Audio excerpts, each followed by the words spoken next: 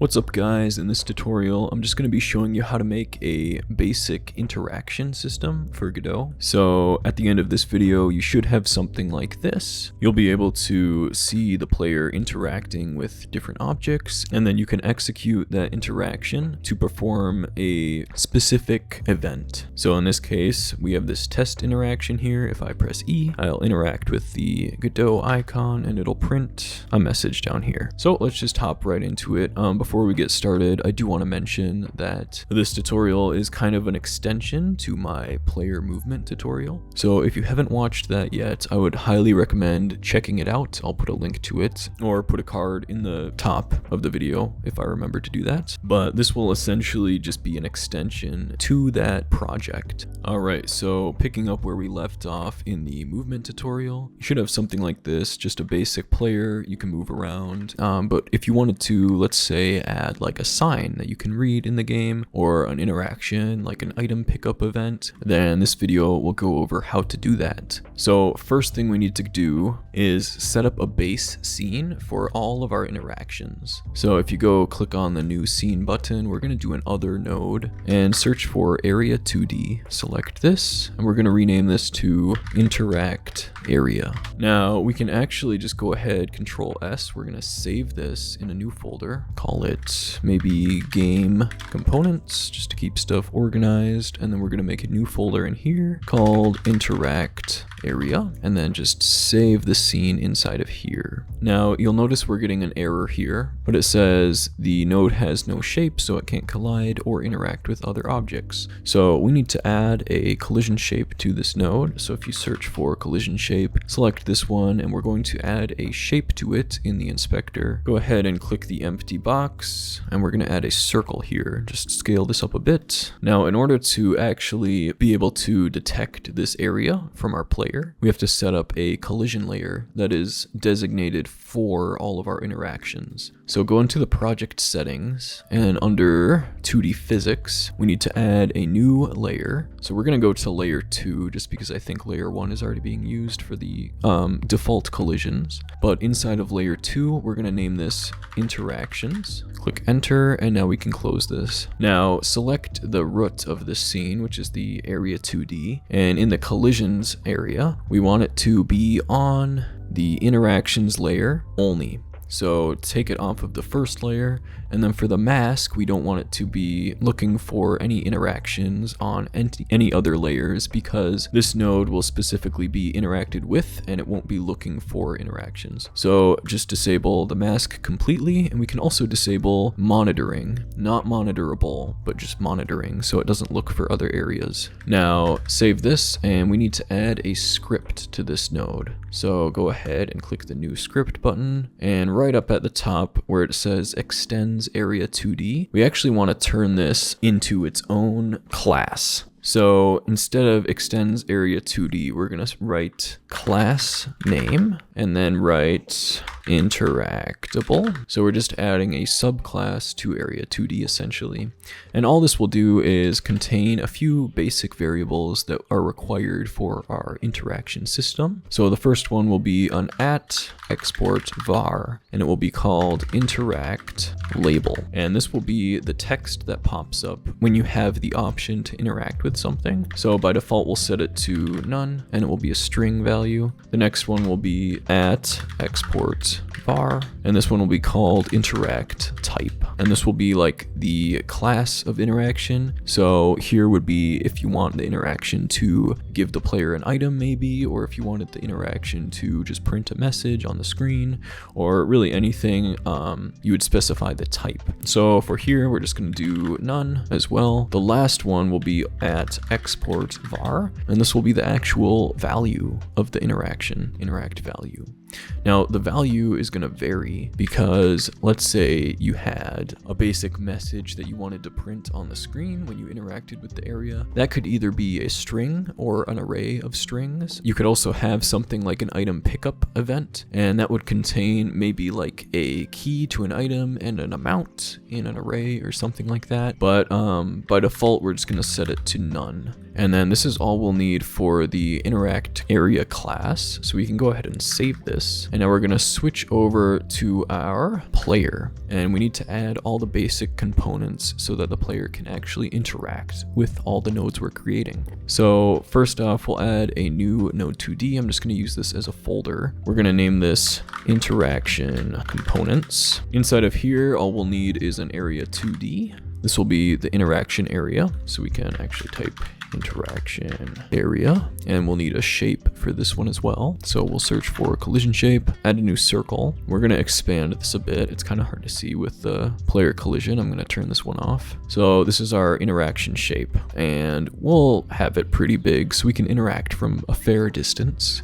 But we want to go into the interaction area, and this is where we're going to need to change a couple things. So make sure to set the collision layer to nothing, but then under the mask area, we're going to have it mask the interactions layer. And then we'll set monitorable to false, but monitoring is true. So this one, we are monitorable, and this one is the opposite, so it can look for all the interactions and then deal with them. Now we also want one more thing in the interaction components, and that will be a label so that we can see what we're interacting with. So we'll add a basic label here, and this will also show in the back. So we're going to quickly just select this folder node. Under ordering, we're going to change the Z index by 1. So it'll show on top of everything else in this scene. Now, if you're using a previous version of Godot, Z index will be in a slightly different area. If you can't find it, just search in the filter properties area. But once this is set up, we need to actually, we'll rename this quick to interact label, and then we'll set the alignment to center on both axes, and we'll just do a test text here so we can see what's going on. I'm actually going to anchor it to the center, and then with the move tool, we're going to hold down shift and just move it straight up to about there. And we also want to scale it. So I did that backwards. We're also going to scale it so that the text will not be cut off.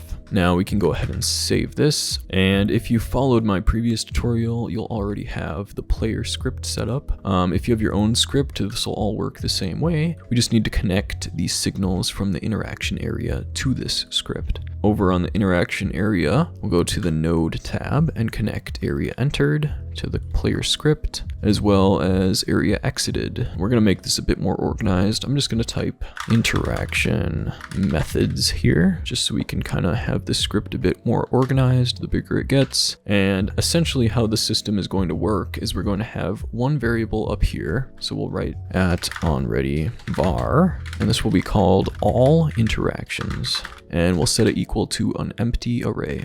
And how it'll work is every time we enter a new interaction, it'll insert that area in the first position in this all interactions array. And then if we entered another interaction, it'll remember all the interactions that we're currently using or looking for. It won't have to look every frame, it'll just have them all stored. This is optimized so that if you exit interactions in a different order, you'll still be interacting with the ones you're still colliding with.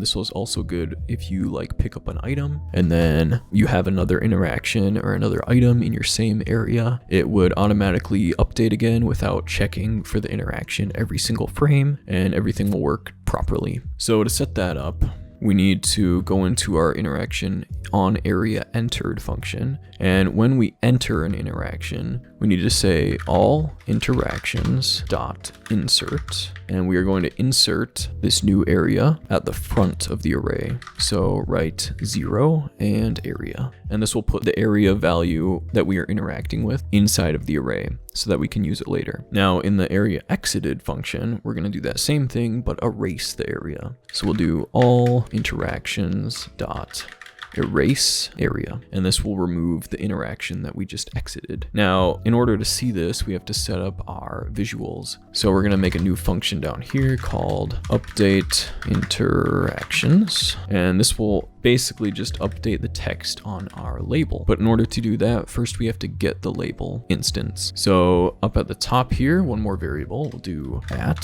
onReady var, and this one will be called interact label, and we'll set it equal to, you can write $sign to get the node, and we're going to search for interact label and enter, and this will get the interact label so that we can use it down here. So in this one, we'll say if all interactions, which means there are values in this array. Then we'll say interact label dot text equals all interactions 0, which is the first item, and we have to get the text that we want to display for interacting with this one. So how I set this up is in the interact area class, the text that we'll be using to interact is called interact label. So we can just copy this key right here and paste it after the period here. So this will access the display text for an interaction. Now, if we go to update this and there aren't any interactions, then we want to say else interact label dot text equals just a blank string. And then once we have this function completed, we have to call it every time we change our interaction array. So under this one, we'll do update interaction, just copy this and paste it under the second one as well. And now we can set up a test interaction. So go to the 2D view, and in our world scene, we can just add a new instance. This will be the interact area, and we'll want to drag this into the player's view. And you can see in the inspector, we have all of our export variables shown here. So I'm just going to set these quick. The interact label will be interaction test. The type will be print underscore text, and the value will be, we'll just say like, yay, it worked, or something like that. Now we can go ahead and run the game just to test this out. You can see, first of all, the test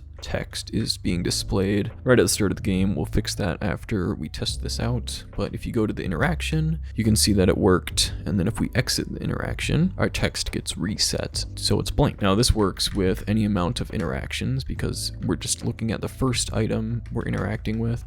So if you have a ton of interactions layered on top of each other, this will still work, and you'll always look at the most recent one you interacted with. But for that quick bug, just go into the script here, and all we need to do is call the ready function. So function underscore ready, and inside of here we'll just call update interactions again, run the game, and the text isn't appearing at the start. So that all works correctly. And now all we have to do is set up the execute interaction function to actually do something when we interact. So first thing I want to do is go to the project settings, go over to the input map. We're going to set up a key for interacting. So a new action up here will do interact, and the key is going to be E. You could also do like space or something, I don't know, whatever you want to do here. Close this, and we'll make a new function at the bottom. We'll write function execute interaction, and first we also have to check if there are any interactions, otherwise we'll get an error. So write if all interactions, then we're going to declare a variable, which is the current interaction, since we'll be using it a lot. So we'll write var current interaction equals all interactions, and get the first one in the array, which is at the 0th place. Now we're going to match that interaction variable. So write match. So for this match function, we can just pass in the current interaction dot interact value. So we want to go to this class and copy the interact value, or sorry, the interact type.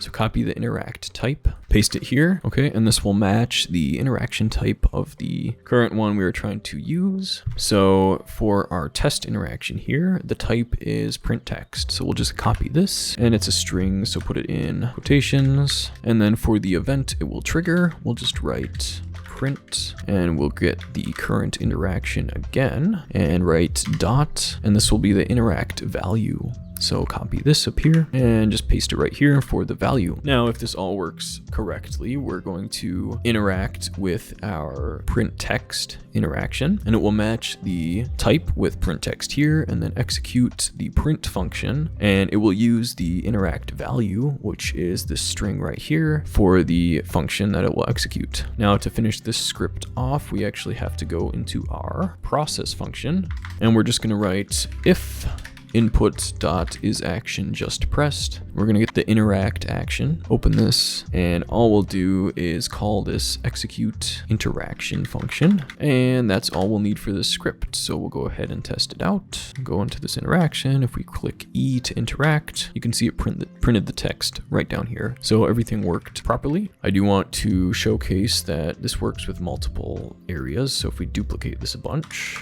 we can drag these apart. If we rename these all to different things. Now if we go ahead and run the game, go into the remote, just to show you guys how this works. If you go into the player, you can actually see all the variables live here. So we're gonna search for all interactions, open this array up, and we're gonna watch it as we play the game. So you can see if we go like this, it adds a new object. If we go like this to the next interaction, it will insert this one at the start of the array, and they'll all be stored. And then if we go out in the same order, it'll delete them all in that specific order. And then when we interact, it'll always interact with the first one, obviously. I use this system in every one of my games for interaction, but obviously it's far from perfect. So if you'd like to suggest any ways to improve this in the comments, I'd be happy to take a look at them and see if I can improve this system. But yeah, that's about it for this tutorial. If you enjoyed the video or learned anything new, make sure to like the video and consider subscribing. But with that, thanks for watching, and I'll see you in the next one. Bye.